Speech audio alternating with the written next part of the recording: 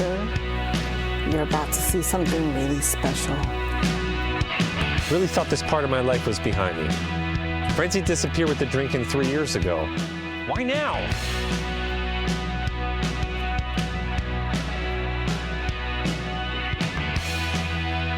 This makes no sense, and I'm right on the verge of freaking out. Back from your life. These people can be animals. What you burn. Thingy's out. Some bitter things you should never. Good cheese. Learn. Wallow through the days. Remember, cosplay's not consent. So here's to me. Congratulations, me. Yay, me. This would all be so much easier if I was hammered.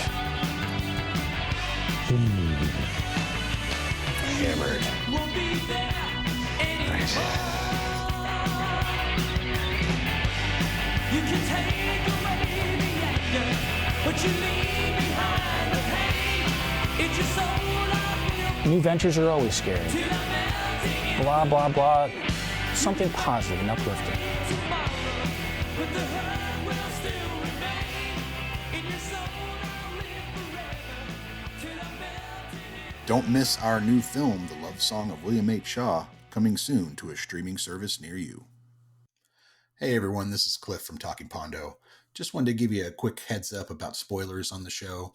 We do talk about the films in a certain amount of detail, so you may want to watch the film first and then come back if you're not a fan of spoilers. Also, every now and then there's a little bit of adult language, so we wanted to give you fair warning on that. We hope you enjoy the episode, and we really appreciate you listening. Welcome to Making Pondo and Talking Pondo. Talking Pondo is a podcast where we pick out 2 movies each week and talk about them in detail. Making Pondo is a podcast where we talk to people we've made films with and we discuss all their experiences on set.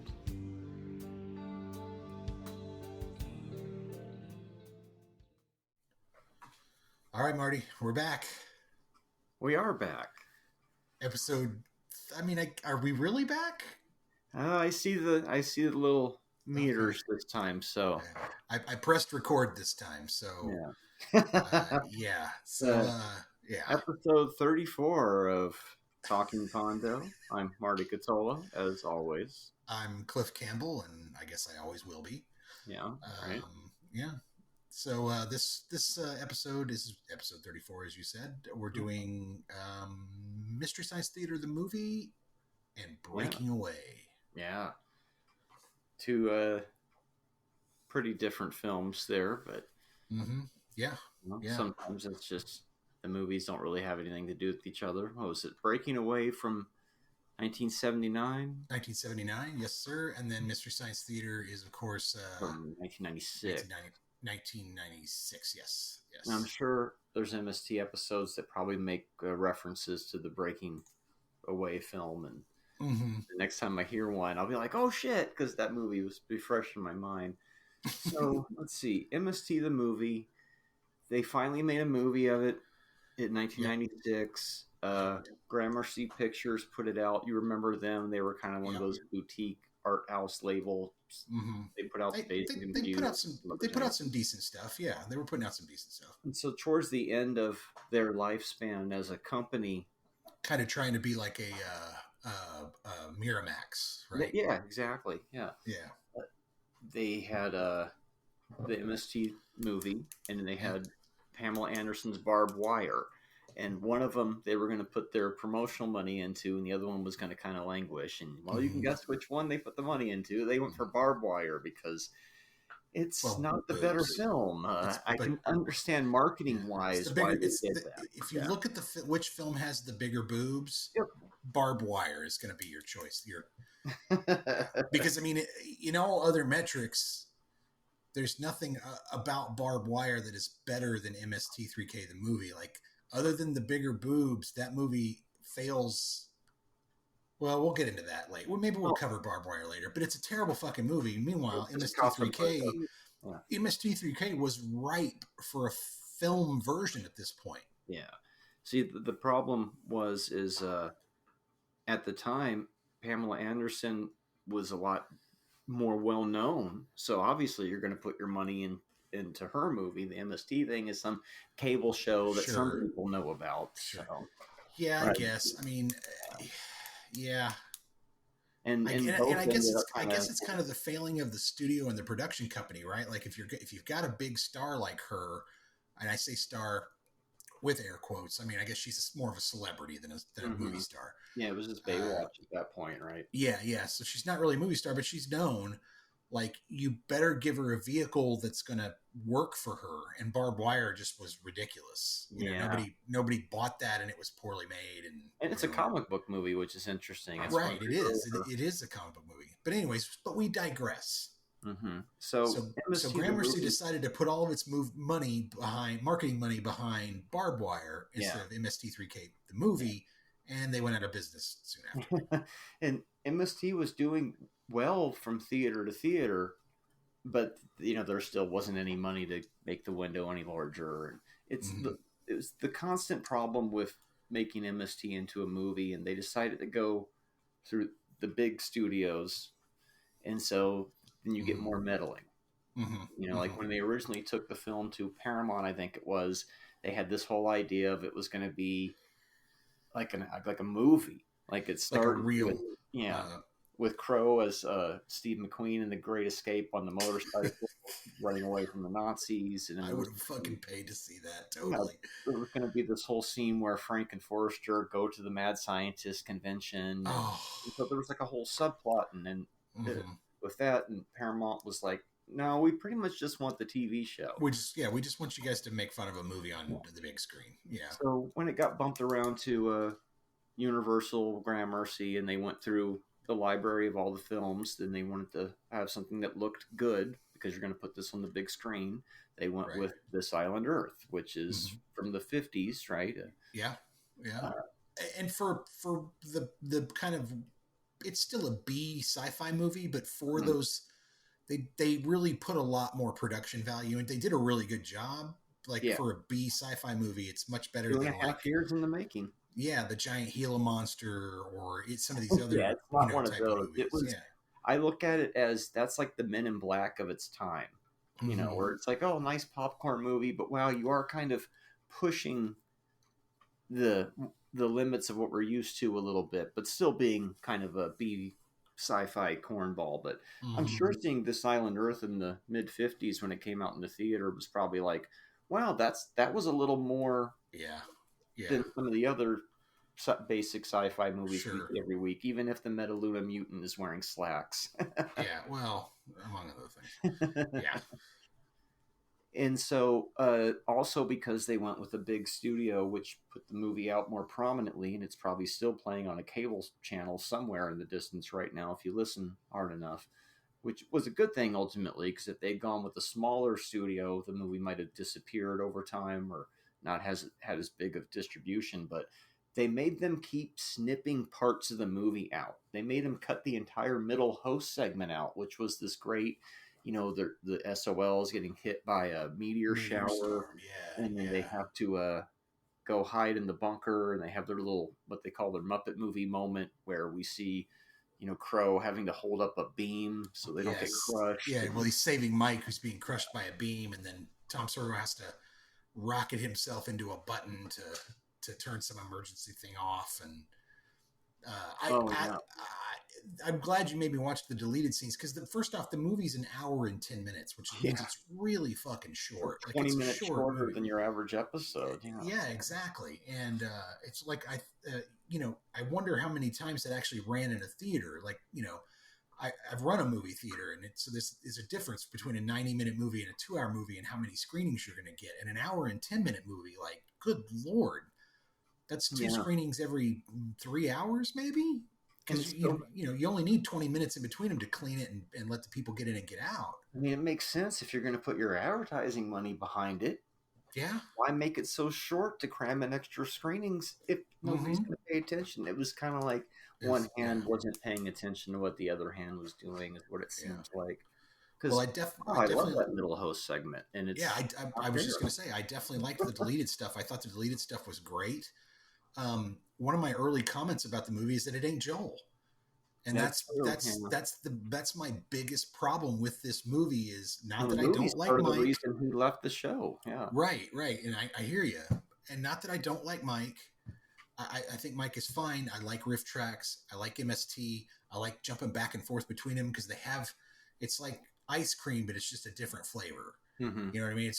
Ice cream is awesome. It's great. It's like pizza. What kind of, I want sausage pizza. I want pepperoni pizza. I want vegetarian pizza. Riff tracks is kind of a more modern way of riffing and a little bit maybe a different edge on the comedy than MST is. They take a different version, take a different swing at it, right? And I like that, and I like having the difference. But I want Joel in this movie. He's the original guy. He created the whole thing. He deserved to lead this freaking movie, and he didn't. It is odd, right? It's like they finally make a Muppet movie and Kermit's not in it. Right, exactly. And you're like, well, it had Miss Piggy and Gonzo and Fozzie, and you're like, well, fucking. It's still good, and it's really short, and it's easy to watch, and you can come to somebody as their first introduction. It would probably be easier. Yeah. This is we've talked about that. Those easy access MST, the movies that you give an certain MST movie to somebody who's never seen it before, and they get sucked in. It's an easy way to get into it, and like Mitchell's an easy one. I would say I Accuse My Parents is a very, very easy one to suck somebody into. Too. Yeah, that one. Yeah, that one because you can follow the story, but the story's ridiculous enough that you can laugh at the whole thing. But the movie's not so bad that you're turned off by it. As long as you don't have somebody who has an aversion of black and white, right? Right. True. Usually, the best thing to do is find what the person likes and then give them something along those lines. Mitchell is the crossover of the host. So that part's not going to make sense to somebody. True, but the riffing is good. And the story and the host. And then where do you go from there if you show them the best thing ever? Well, true. But you could also argue San Francisco International Airport's a very good. That's a good one too. Early entrance one, yeah. We deviate from the movie here, but you can tell that we're very into. Exactly, there are good Mike episodes. We're not shitting on Mike. We're not shitting on anything of that, but. Considering that Joe created this thing and really drove it for so many number of years, I feel like he just earned the right to be in the movie. Well, yeah, and if you watch, there's an early test live version of This Island Earth, I think, or that they were riffing live, or no, it's like World Without End, or it's some other movie, right? It's Joel doing it live, and then you can see it's like, oh, everybody's there. It's Frank, it's Joel, it's Mike, it's Jim Mallon. It's everybody is there, and it's like, oh, when they were all together as a team, that was you couldn't beat it because everybody was working together. But then it starts to splinter, and it's less and less, and it's still interesting. But like you said, it's different. It starts to become different flavors. While it is, it's no longer the sum of its parts. It's kind of like, well, that was when it was the Beatles when everybody was together, not to. Yeah, that's where I come from it too. But I enjoy the whole thing. Yeah, that's a great way to put it. I mean, there were a few attempts to do this type of show. The MST, the movie, the television show. I mean, it's not the first time somebody's made fun of a film while it's playing and talked off the side of the screen or something. Oh, yeah, it came from Hollywood. We might get to that one Hollywood. Day. Yes, exactly. There was actually also a television show where they would make fun of and riff like old 20s and 30s and 40s movies. Right, I remember that. Yeah, that was the middle 80s.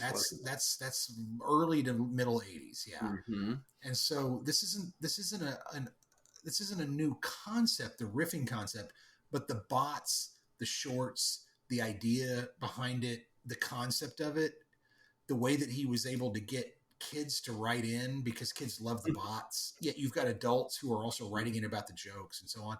It's a really brilliant thing. Through the whole movie. Mm-hmm. Instead of before the host would come on and talk, and the movie would come on, and they were like, well, I'm going to be there with you the whole time. So this Rocky Horror thing comes in. Mm-hmm. I remember years ago when it was new thinking, you can't make Rocky Horror out of every movie, guys. That's ridiculous. How wrong was I? Oh, yes, you can. How can. many thousands of riffed movies later? Yeah. One of the other things that I noted, one of the things that I noticed was they definitely kept the aesthetic of all the props and the way things looked.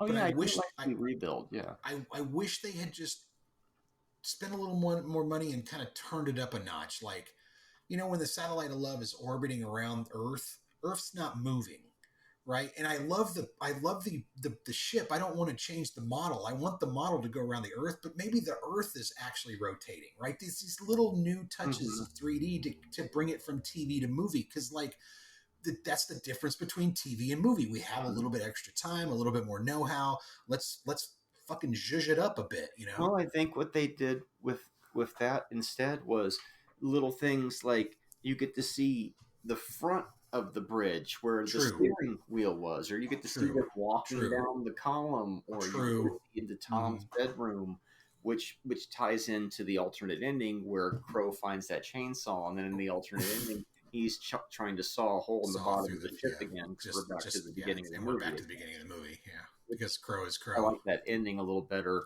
even though I like the other ending too. But that's a good question, Mike. So Gee, where is Crow? We get the Where is he? The where could he be? Hands, the extender arm, Yes, the Manos hands are great. The tearing up the Hubble is great. I love all that stuff. The bunker. the bunker. And I think it's so funny.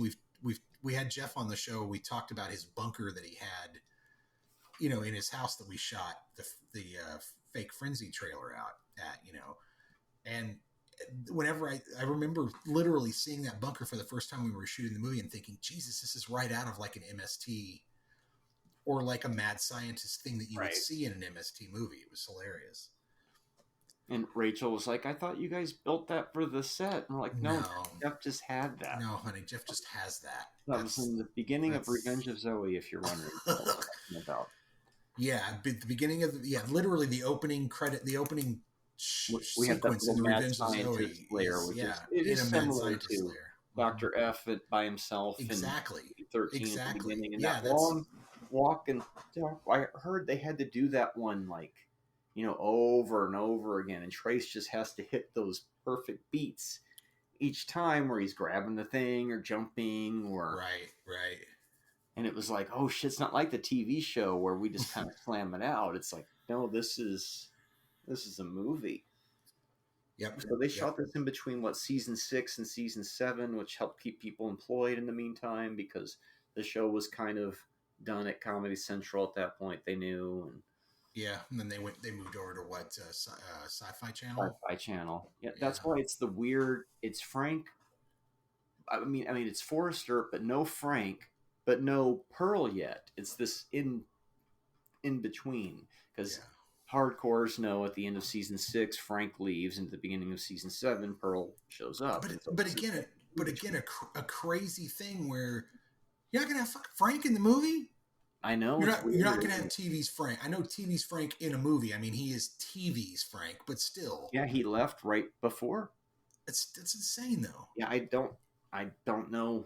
Nobody's really dove into that too much. It's like, why wasn't Frank in the movie? I guess the best explanation I got was he had already left, but it's like, you're not gonna you're not gonna be, who cares if it's the end of season 6, it's before season 7, it's before you've introduced Pearl. Put Frank in the fucking movie. I mean, when you do get to the Soul Taker episode, which is the beginning of season 10, Joel and Frank both come back in that episode, which is like, hey, so there's the return there, and then you get up to the newer ones, and Joel seems to be back all the time. Oh, another thing I mentioned when we tried to do this before was season 12 is the gauntlet, right, of MST. And those are like 80-minute episodes because they don't have a middle host segment either. So when I watch those 6, I think, oh, this is like the movie format for the episodes. I still prefer my club sandwich with that extra piece of bread in the middle, though. I think the Gauntlet is, for me, probably some of the best MST type riffing since season 6 or 7.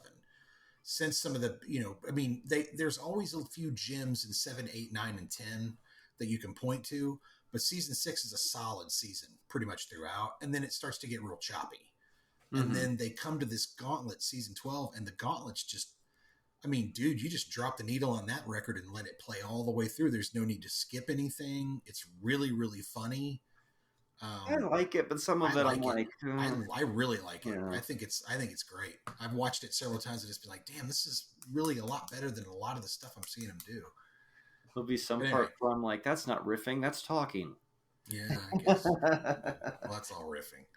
It's also weird because by the time you get up to that, they have puppeteers that aren't the voice. True. And I'm like, Very why? true. What? Why are you spending this Mhm. money on puppeteers? That's a whole other discussion. But in the movie, they were still, they had like 90% of the movie shot within the first couple of days of production because they had shot the whole in theater.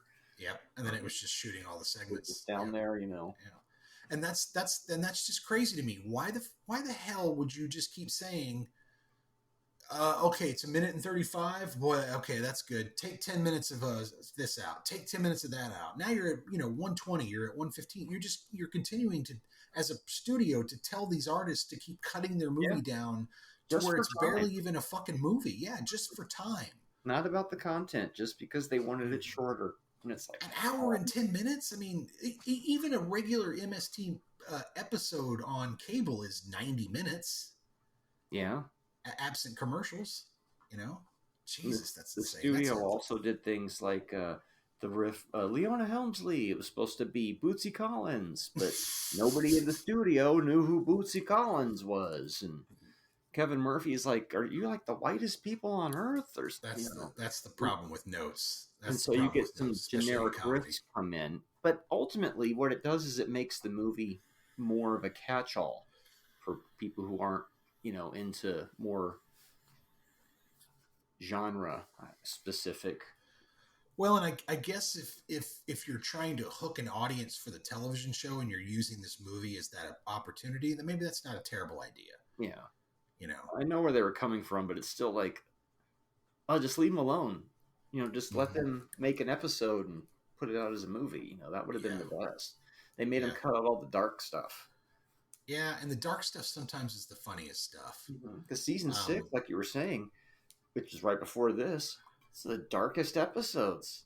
Oh, Not to mention, like all the violent years, Sinister Urge, Kid with the Whip. I mean, High School Big Shot, Red Zone Cuba, Skydivers, Starfighters. These are some dark nights of the soul episodes of season 6, and I love them because I love when they take something bleak and make it funny.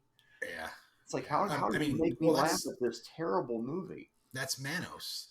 In and of itself, that's Manos, which is in my opinion, the greatest, like, we found the worst movie of all time and we're going to make you laugh all the way through it. Tom Servo losing his mind and talking about 7 pounds of butter on that long drive is some of the best fucking comedy out there. And after the experience of making the movie, Paul Chaplin said something to the effect of, we should have just put Manos out as the movie.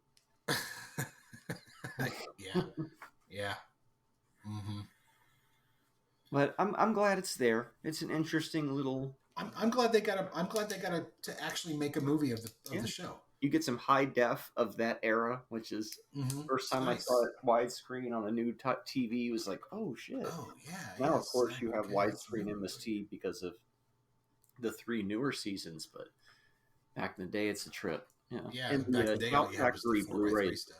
Yeah, the Shout Factory Blu-ray is loaded with bonus features, making of, deleted scenes, which are essential. Ooh, I gotta get a hold of that then. Yeah, so yeah, if you don't have that out there, pick that up. But if you can just find a VHS copy of this, pick it up because it's worth watching. Oh, listeners, hey, if you're listening to this and you're wondering, should I watch MS23K the movie? They're talking a lot about the television show. Maybe I won't follow it. No, watch the movie. Yeah, because it's about making jokes about the movie. Yeah, you'll get it very quickly. It's about a couple guys stranded in space. It's about a guy stranded in space with a couple of robots, and it's just a premise so that a bunch of people could go in and make fun of a movie. And they do a really loving job with this island Earth. They tear it apart in certain ways. Some of it shit is so hilarious. When he's beating that Mentat and he's like, oh, I'm very vulnerable there. Oh, I can't remember my dad. I'm just, he's just. I'm sure I'm not getting it right, but it's something like, Joe, I'm in one of these barrels. Come and find me. Come and find me. Yeah. Oh, wow. I am Metaluna. When they're in the tubes, just get out of the tube, man. Yeah, that's so good. Which would mean Cal, something if your hands I were farted. Yeah, which would mean something for you. And we'll look. I'll say this right now, as we've established in the Marvel comics, Magneto can control your blood flow because there's ion particles in your blood. So therefore, that makes sense. And and Mystery Science Theater got it wrong. That's my stance, and I'm going to go to the grave. And apparently, you can let go at any time because when the tube seems to open up on its own, what's her character's name? Kay or it's Faye. No, or and the creature's coming at her, and she just suddenly decides to let go of the bars and run away. And I'm like, oh, I guess you're not magnetized anymore at that point, or and it's like, hey, I thought you were going to get crushed by the pressure. As far as the movie itself goes, the only thing that was cut out that makes the movie make Ruth. Her name is Ruth. Ruth tells Cal that she does remember him, but that's when they're standing in between like the lead beams or whatever it is, so they can't spy on them. Because she didn't want them to know that they knew each other. She didn't want the aliens to know. Right. Well, so she did know him. She did remember him. That's one of my other favorite riffs is when he keeps going, you remember, we went swimming in the cold pond, and he goes, shrinky dink. And I thought, oh my God, these guys are hilarious. Remember me now, Ruth? Remember me now, Ruth? It's just a shot of his pants, So stupid. And it's, what is it, PG-13? Yeah, because unlike the show, there's a couple of gratuitous Tom Servo says shit, I think twice. Yeah. Which they don't normally do. The shock value of, we're watching a movie. Yeah. Oh, and when I saw this at the theater, not when it first came out, but at the Loft, the local art house screening here a few years ago, it's such a trip because the screen looks like the first row of seats, the silhouette on the screen. So it gives the illusion that Mike and the bots are really sitting in the front of the theater. Yeah. And we're all sitting behind them in our own weird little SOL theater, and they're riffing, and different patches of people are laughing throughout. So that was cool. Yeah. Well, and then years later, you and I would actually have that experience at the Dallas Film Festival when we sat literally. Oh, yeah, it's Cinematic Titanic, Wasp Woman. Cinematic Titanic, Wasp Woman, and literally we were one row behind Trace. And that was their first public performance, too. Yeah, forever. Yeah, their first public performance for years. And then he turned around and looked at you and I and Anissa and said, now, no peeking. Mm-hmm. And because we could literally see his tablet with the time codes and the things that he was doing, it was like, holy shit, they were so close. And, of course, Wasp Woman was just, oh, my God, they tore that one up. It was so good. Mm-hmm. If you haven't seen the Cinematic Titanics, there are several like Wasp Woman that are very much worth digging into if you're an MST fan. Yeah, when because they were doing a 20th anniversary MST panel as well that day at that film festival. Yep. And so they showed this little best of reel of clips from MST before everybody came out, and they did the Q&A. And when they showed the clip of Mr. B Natural, that crowd roared like I've never heard a crowd roar before. And I'm just sitting there thinking, if only the people who made that short in the first place had any inkling of the reaction that their shitty little thing would do Natural alive that many years later. So funny. But yeah, MST the movie, watch it. Watch episodes of the show. Watch as many as you can. If one sucks, watch another one because each movie's different. I give the movie 3.5 stars. Yeah, it's just straight 4 for me. Cliff gives it a 4. Yeah. What would you give This Island Earth? I don't know. I'd have to watch it by itself again. 2.5 probably. Yeah, I'd probably give it maybe around a 3 or so. I like its production design. Yeah, I do too, but it has pacing issues, and it has just weird like logic issues. Like its story's kind of fucking whack. Well, yeah. But for the most part, I mean, fucking Exeter after he just tried to kill you, right? Yeah, exactly. You got Brack literally just all. Brack was literally just vaporizing scientists, but let's call it truce. But it's like I said, it's a little whack in its internal logic, and some of its sci-fi is a little out there. But I liked it. I thought it was. If I was a kid in the 50s, I probably would have been pretty into that movie if I was a sci-fi kid.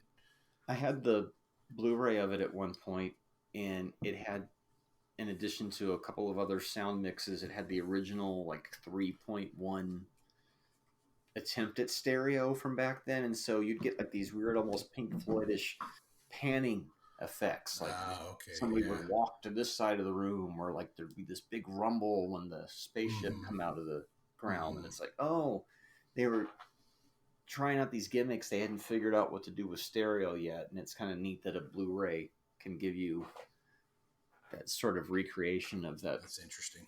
Yeah. Those early attempts at surround sound, basically. That's interesting. So yeah, so 4 stars for me and 3.5 for you. Nice. Yeah. If it's Why not to? I can go see it. What's keeping you from giving it a higher score? Out of curiosity. They cut the shit out of They it. cut the good shit out of it. Yeah, I mean, if you and put they cut a lot of back in, good stuff out of there. Yeah. That third host segment in the middle, or that right in the middle, that's some good shit. Yeah. They shouldn't have cut that. And then I like the Tom Servo being a decoy, talking to Dr. F and the alternate ending that's about so maybe good. joining him and being his new assistant. You know, Frank's gone. He needs. Tell me about your benefits. What how does that work? Yeah. No, what a weird alternate season 7. It's Dr. Forrester and Tom Servo are sending the movie stuff to Crow. And then you introduce a new bot at that point, right? Oh yeah, Growler M. Whaler. Growler. Yeah. All right. Well, that brings us to Breaking Away. Yeah, Breaking Away. Breaking Away. So Breaking Away is from 1979, and it's about a working class Indiana teen who's obsessed with the Italian cycling team, and he vies for the affections of a college girl while searching for goals or life goals with his friends. Oh yeah, he's obsessed with the Italian cycling team, and they're like, when he finally gets to meet them, they're assholes. And then at the end credits, it's like, we'd like to thank the Italian cycling team. And I thought, well, that's pretty cool that they allowed themselves to be portrayed as shitheads for the sake of the story. Because nowadays it would be like, no, I have to be portrayed as I have to look good if you're going to put me in this thing. Yeah. This was just like, no, we're going to portray them as, competitive, cheating dickheads. That's really jumping forward and breaking away there. That happens about halfway through the movie, but we're full of spoilers here.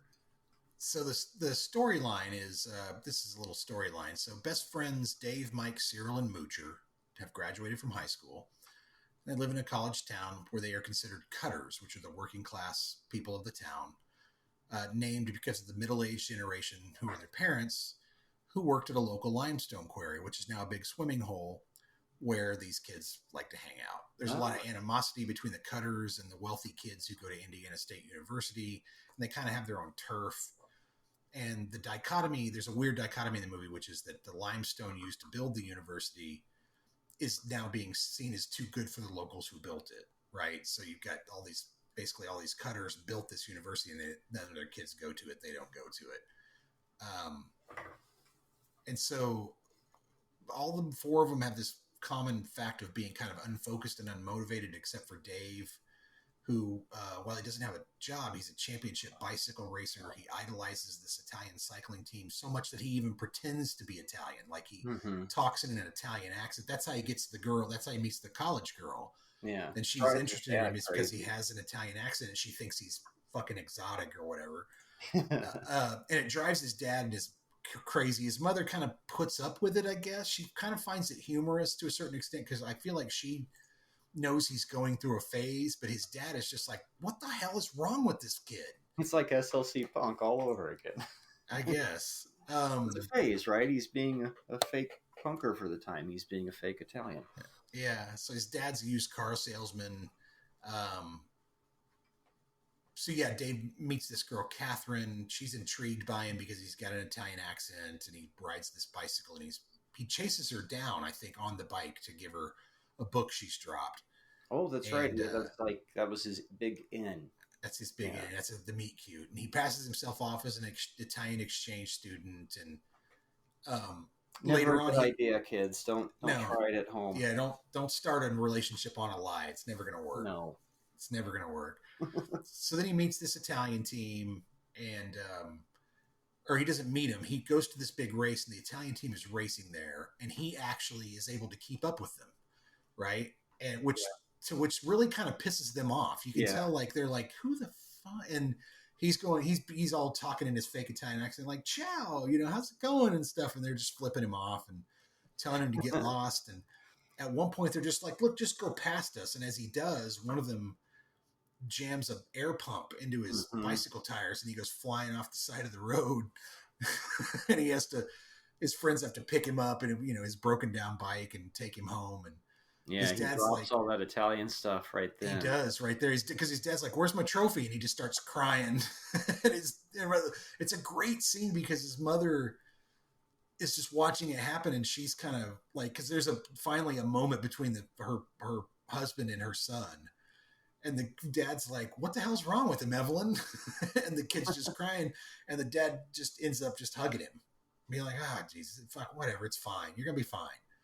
And it's a really good moment in that movie. It's really well done. This movie was up for a bunch of different Oscars. Yeah, it won the screenplay, right? Yeah, one for Best Screenplay, but it was up for Best Picture, Best Director. I think it's kind of fallen into obscurity a little bit.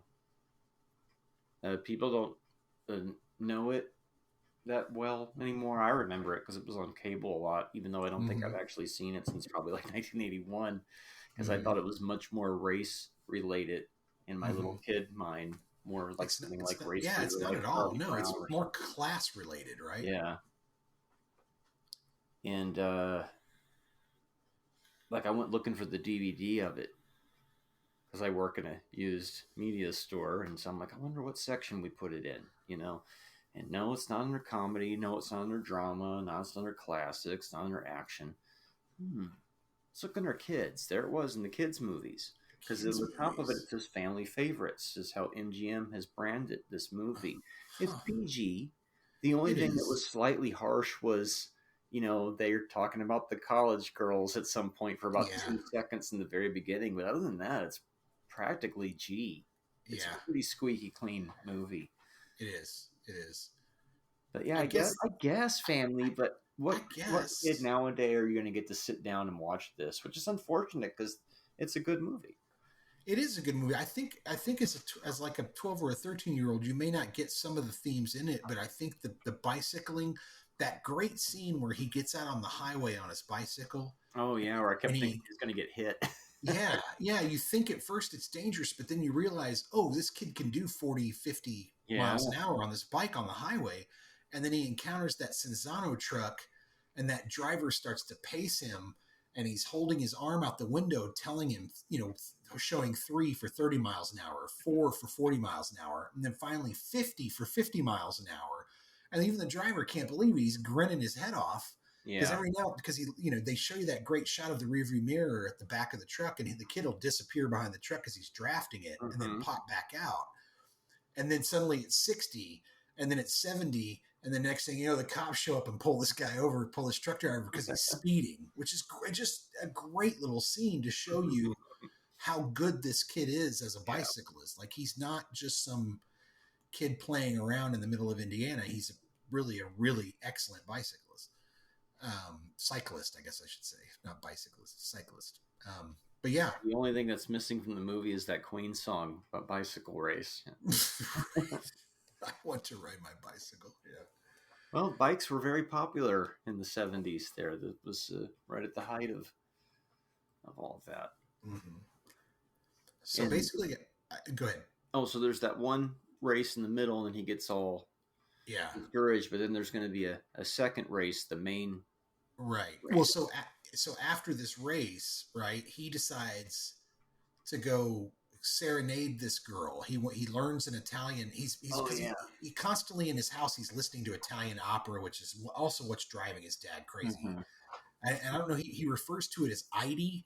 I don't know if that's some the weird ADR slur. Yeah. Idy food. I don't know what an Idy is. I don't know what that means, but I want American food. I want French fries. Oh yeah, my favorite line. That's right. And so, but anyway, so the kid's listening. He's not only talking Italian, he's absorbing Italian culture, and he's forcing his parents to do the same through music. And he learns this song, and then he goes to the campus and serenades this girl with the help of Daniel Stern's character. And this is the freaking you'll miss PJ Souls moment, which I'm watching the movie going, how weird that I've met somebody who's in this movie. That's so weird too, man. I gave them one of our movies. Yeah, PJ Souls, we know her primarily from Rock and Roll High School, Carrie, Stripes, and now Breaking Away. Yep. Yep. She's part of the. So he's serenading a girl who's obviously in a sorority. So PJ Souls is in a sorority, and as it's going on, she calls this girl's boyfriend and says, "Hey, your girlfriend's getting serenaded down here by some weirdo townie, Italian guy, not Italian, but some weird Italian dude."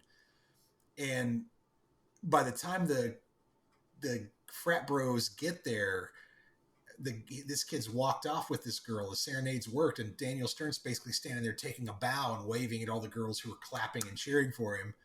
And he walks off, and the next thing you know, boom, he's getting his ass kicked by 6 or 7 guys for coming onto campus, which leads to Dennis Quaid's character and Jackie Earl Haley's character. Yeah, they drag the 2 of these other guys back onto campus, and they're looking for the guy who beat Cyril up. They start a huge fight in a the cafeteria, right? And then the city and the colleges decide to settle it by allowing the townies to compete in a giant bike race, right? And so of course all the friends are like, well, that's perfect, Dave will just win the race for us. And Dave's like, I don't want to do it, I'm done, I don't want to bike, forget all that, I don't want to do it. Yeah, it's like your perfect what they would teach you in any kind of screenwriting class. Well, not even screenwriting, but even kind of basic drama or English, going through novels. Like, this is the hero gets at their low point right before the beginning of Act 3, with but yet they make it work really well because there's a lot of human element.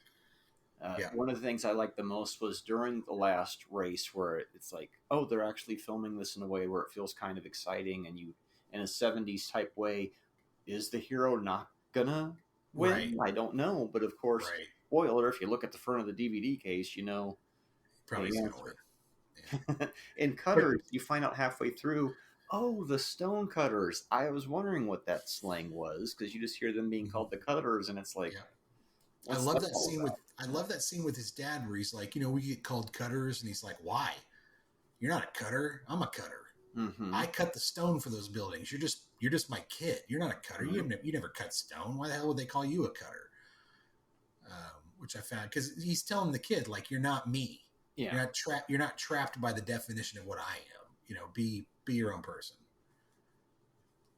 Yeah, the dad, Paul Dooley, he's the dad in 16 Candles, right? Yeah. I like him as an actor. He's really good. And he's really good in this.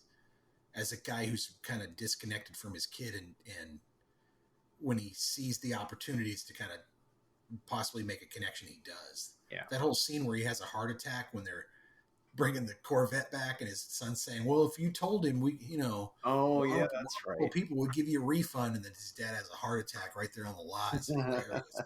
Oh my God. So good. So yeah, this is what, 79. So PJ Souls must have, right after Halloween and Rock and Roll High School, gone on to this one. And it's interesting. You also have Daniel Stern, and early Dennis Quaid, crazy. Oh, way early Dennis Quaid. He looks like he's about 15 in the movie. He does. But at one point, Daniel Stern says something like, "Wouldn't it be like cool if we were like cartoon characters who get hit in the head?" Or doesn't he say something like that? Yeah. And you just bounce back. And I'm thinking, well, just wait about 12 years, and you'll be in Home Alone, and then you really will be that character where you're getting hit in the head and bouncing back. Oh, that's so true. That's hilarious. But yeah, it's early or Bushwhacked, if you remember that one. Yeah, it's early Jackie Earl Haley. That's a tough one to say. Yeah, way before Watchmen or the Nightmare on Elm Street remake. Yep. And then with Dennis Christopher, I saw him in very few films, but he was in Fire. A Fade to Black, as we were talking about. Yeah. And a call out to Barbara Barry. I think she was nominated for an Academy for this, but she was fantastic as the mom in this. I think Paul Dooley might have been as well. Not positive, but yeah. What won for Best Picture in 79? Was that Kramer? I think so. Because Ordinary People is probably like 80, right? And 81 is Gandhi, or was that 82? You said Best Picture. Hang on a second. I'm looking. So Hoffman wins for Kramer. Yeah. Meryl Streep wins for Kramer. Sally Field wins for Norma Ray. Oh yeah. Best director is Kramer, Robert Benton. Wow, I cleaned up that year. Yeah. But this one won the screenplay, so it got something. Yeah. Best picture was Kramer. Yeah. And then this so director they goes on cleaned to up. make Krull. Yeah, right. Best writing screenplay based on material from another medium, Kramer. Best writing screenplay written directly for the screen, Breaking Away. So if you want to know which one was the original story that year, it was Breaking Away. But So watch Dungeons and Dragons: Honor Amongst Thieves, and then watch Breaking Away. They probably feel Sure. really similar because Why I not? thought they were both from the minds of Krull. Or were we saying like Krull was the closest thing to like a D&D movie in the 80s? Back when we were it talking was- about Dragon Slayer, I think. Yeah, there were a few like that. Like, there were a few that yeah. I guess it makes sense because this one's about a band of, Mm-hmm. This is a guy who directed Mother Jugs and Speed, Breaking Away, Krull, An Innocent Man, Year of the Comet. He directed a few interesting movies, but this is probably he directed Bullet. Jesus Christ. Wow. Is that the right Bullet? Yeah, he directed Steve McQueen's Bullet. So, I think There's this a clean connection between both films. in my opinion, this is probably his pinnacle. Yeah. Nominated for Best Director, nominated for Best Picture, nominated for Best Supporting Actress, nominated for Best Score, nominated for Best Writing, which he wins for. I think this is probably and it is a fantastic movie. It's dated. Oh yeah, it was instantly dated because it's 79 and it has all the fashions and it feels like Dazed and Confused. Like if you wanted to point to something that they were trying to copy in Dazed and Confused of the 70s, it's the styles and the vibe of Breaking Away. Even the camera shots and the going through the trees and it's just like, oh yeah, that aesthetic would be, you wouldn't see that in movies anymore by 82, 83. Hey, let me ask you a question. Why do you think Mooch was hiding the fact that he had a girlfriend and he was going to get married? Because every time she got brought up, he'd get pissed off. Oh, But- yeah. But he's obviously into that girl, and they go and get married. They go to the city hall and they get married together. Yeah, it's like storyline E or F. It's really low in the rung, and But at the maybe they same would just time, always there's give him shit about it, and it'd just be better not to bring it up. Yeah. Okay. Or maybe. know. There is the whole thing about them. Like, there's a line early on where they're talking about one of them got hired at a place and they were all going to work there, but then he got fired. So, it's like they want to keep their little entourage together. They all want to work at the same place. And it's not gonna happen. Well- And when Mooch goes to take a job at the car wash, they make fun of him for it. Yeah. There's no deleted scenes on the disc or anything, but I No. wonder if there was more stuff with that subplot that they chopped away because it's like all the movie's pacing. It's gonna be too long. We're getting away from the main focus, which should be the main storyline. But it does make you wonder about it. I'd love to see some. Honestly, I wouldn't mind seeing some deleted scenes on this. That would be pretty interesting. The movie's bare only bones disc. Yeah. the movie's an hour and 41, which means after credits probably hour 35. Mm-hmm. But a Some solid short movie. credits too on that one. Yeah, maybe hour 37 then. Yeah, it's one of those where it's like, damn, that's all the credits. Where it's like it freeze frames on the dude, like what? Because he's like Yeah. the little last joke ending there. Yeah. So at the end of the movie, our hero, who has, because in the movie, he's faking an Italian accent. He's into Italian culture. It all falls apart for him. He goes to this girl who thinks he's Italian, and he tells her, "I'm not Italian." And she's like, "Why are you talking like that? Talk to me, like you normally do. Talk to me like you're." He's like, "I'm not Italian," and she gets really mad at him. And then he runs into an exchange student who's French, and he begins, by the end of the movie, he's talking like a French person. Oh, Harry. Oh, you're just like, dude, you're not going to learn it all, are you? But it's kind of in like a humorous way. It's not in like a way where it's, going to seriously wreck his life or whatever. you could just tell like this dude's gonna have trouble Yeah. figuring out the romance angle of things because he's so into that sort of weird shit. I don't know. Can't start a relationship off on a lie, kids. No. And in the 70s and further back in film, they do tropes like that now. You look at it now and you immediately, through modern eyes, go, what the fuck, dude? You crazy? But for some reason, it was a larger suspension of disbelief in the past where, I don't know, audiences, from what I remember, was like, oh yeah, it's a movie, so it can be ridiculous and not have to make sense. And it's a given that people don't act like that in real life. Right. And then over the years, it's become that character wouldn't do that in reality. That would be horrible. Yeah, obviously, if you're going to pick that apart, then you can't enjoy the movie. But there's still, in 2024, you go, dude, this is going to end really fucking poorly because you're not being yourself. But they managed to pull it off in this light kind of 70s way where it's like, that's okay. She's not going to go out with you anymore. Right. But she'll still talk to you from time to time. Well, and yeah, and she also like once he wasn't an asshole, that she probably had some kind of inkling all along that he was full of shit too. So, well, and she, subtext, who knows? I like the fact that the movie addresses that by having them meet up again.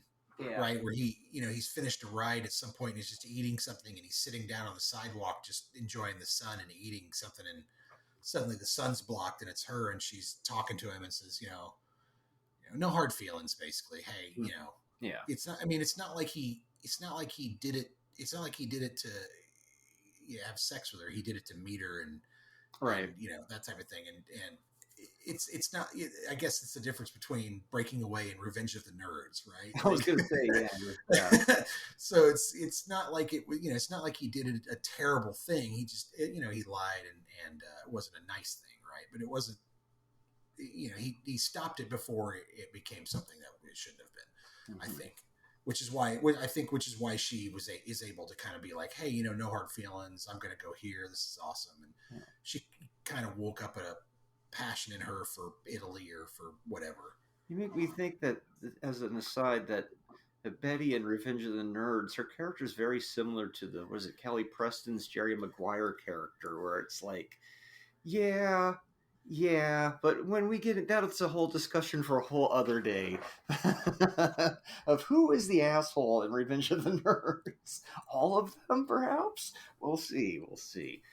But, yeah. So I'm glad I'm glad you didn't have it doesn't sound like you had a lot of negative things to say about the movie. I stumbled across it about a year ago and watched it and was like, wow. Oh, okay. Because wow.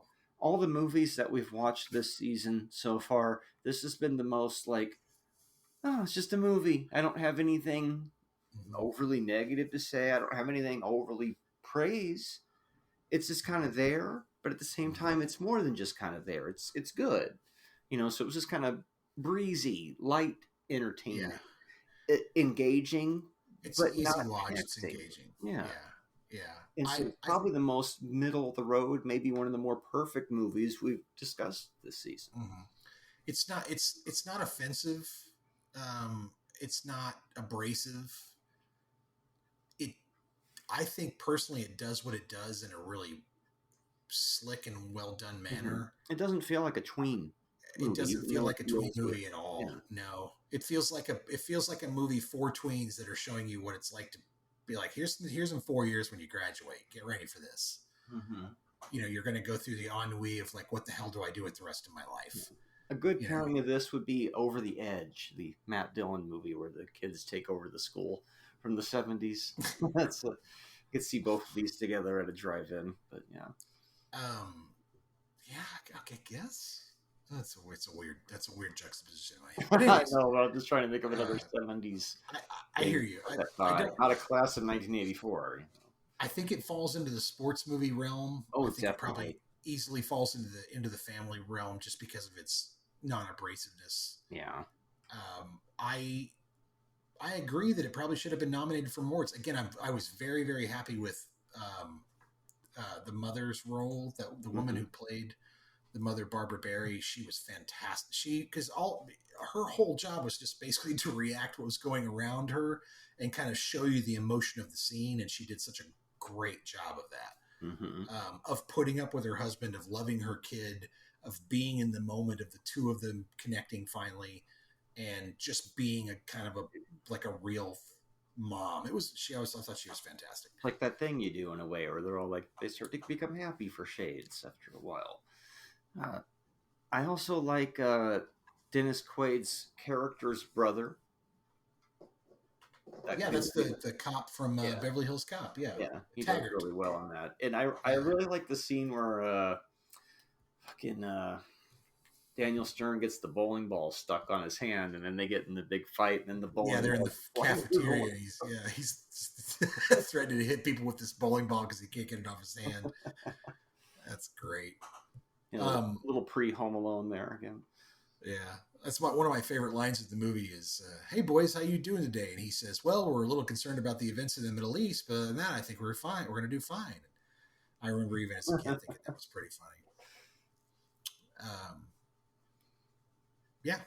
So what did you give it? What did you think? Well, I also like in that last race where main kid fucks his leg up again, right? And he can't go until the other three realize they have to get on the bike, and then they pass and they piss off Dennis Quaid, and it's like, oh, that's going to give him that fucking fire to be like, you know what, fuck these guys. And because he was like an athlete, he gets on the bike and starts going, and it's like, yeah, that's good. Now they're finally getting what they've been wanting the whole time, like when they were competing against those guys in the when they were swimming and he bashed his head. When he's swimming in the so in that respect, you get that sports thing. But those are some of the parts I really liked a lot towards the end. That's a good point, because they even put Moocher on the bike, and Moocher's feet can barely touch the pedals. And then Stern, they put Cyril on the bike, Daniel Stern's character, and he's worn out within 4 laps or something. So it's all up to Quaid to kind of keep it going while they figure out what Dave's character is going to do. So I gave it a 2.5. It's leaning to a 3. Yeah. But it's a 2.5 because it's just, maybe it's a little still too long. But I like the fact that it's not about anything for about an hour as well. It's just, you're there. It's kind of the slice of life. And then, oh, there's a tournament. Oh, so we got a little bit of a plot here. And I hear you. It's a 3 for me, I think. Yeah. I think it's a solid flick. I think it accomplishes what it's trying to accomplish, and it does it in a really good manner. Yeah. I'll definitely probably watch it in the future. So yeah, one of the better of the season, I think. Yeah. Wow. All right. Yeah. I know, considering that. So, listeners, if you didn't know this, we completely have already done this episode, but we forgot to hit record. And so we had to recreate it. And I think we did a pretty good job, considering. I think it was better than the one we lost. I agree. Thinking back on that one, it feels like that was a little more jumbled, and maybe we should do things. Maybe we should do 2 takes. Yeah, maybe we should do 2 takes from here on out, man. Well, at least now we know that if we have to do it again. I was always wondering what it would be like if we had to revisit.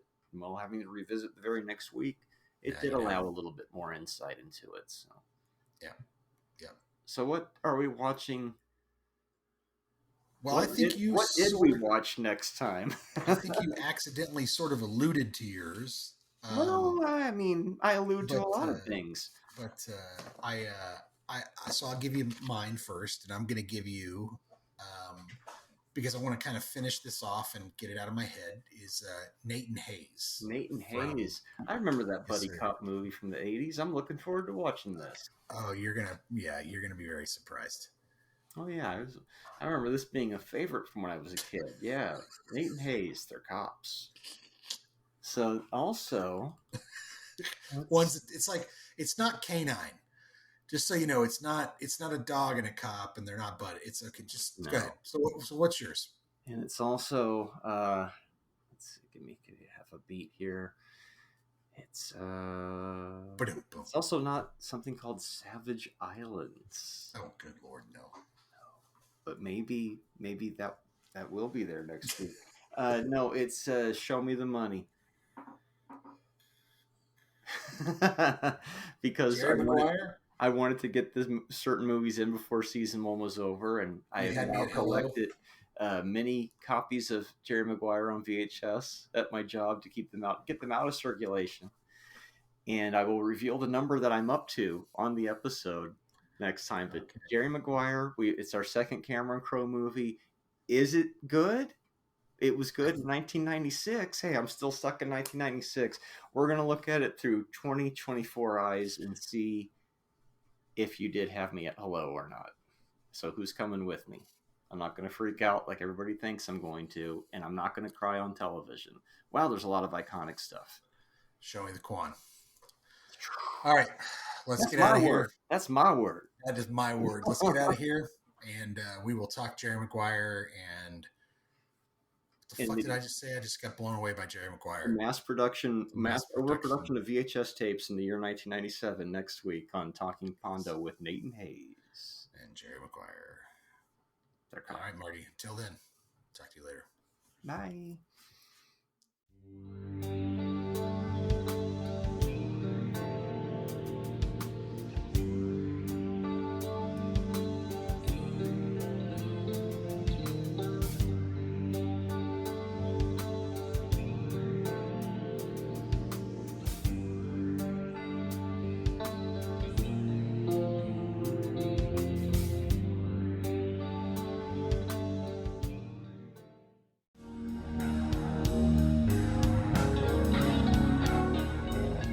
Support the show on Buzzsprout for only $3 a month. Give us a 5-star review on Spotify or the platform of your choice. And be sure to like and subscribe to our YouTube page.